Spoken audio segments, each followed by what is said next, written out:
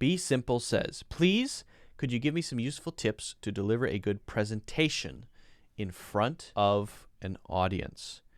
So there are different things here. There's the English side of things, right? And then there's the nervousness side of things. So let's talk about the English side of things.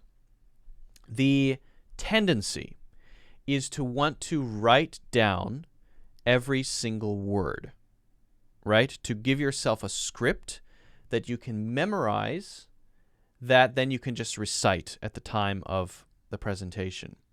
Here's the problem. Presentations are often interactive, meaning people will ask side questions, things don't go quite as you planned, right? Also, presentations are presentations, meaning you are explaining things and not just telling or saying words. If you just say words that are memorized or written down, you're giving a speech. That's called a speech, and that's another thing. And there, it's on how good of a writer you are, right? The famous speech writers for presidents, for example. That's one thing, but that's not what a presentation is. So if you sit there and read things like a speech, people are going to start tuning out, paying attention to other things, checking their phones, eating a ham sandwich, whatever. They're not going to be really engaged by you. Why? Because people can feel it. If you go on to TED.com, TED.com, and you look at the top 50 presentations, 45 of them, or something like that, are not speeches. Now, some people have memorized them, and maybe they're popular for other reasons, but when you see that, you can tell, and it's not as interesting. If someone is on the edge of their abilities, if they know what they want to say, but they don't know exactly how they're going to say it, it feels real. You feel there with them. You feel connected with them. I hope you feel that way now when you're listening to me. I'm not planning what I'm saying. I don't have a script, right?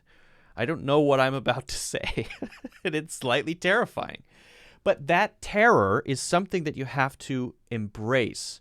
If you don't embrace the terror and the fear of not having every word planned, then you go into this very negative territory of being boring reading speeches. So I encourage you to stay away from that.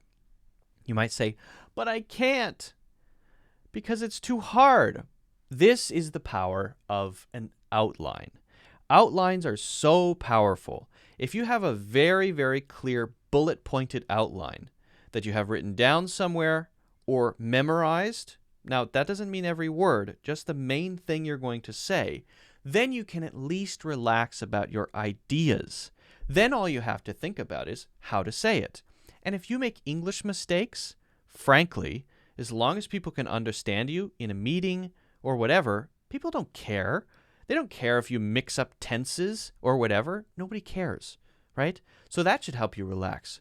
Nobody cares as long as you can communicate. So focus on, spend most of your time on a perfect outline. Keep it as short as possible. Don't tempt yourself into writing a script. Get it short and really clean.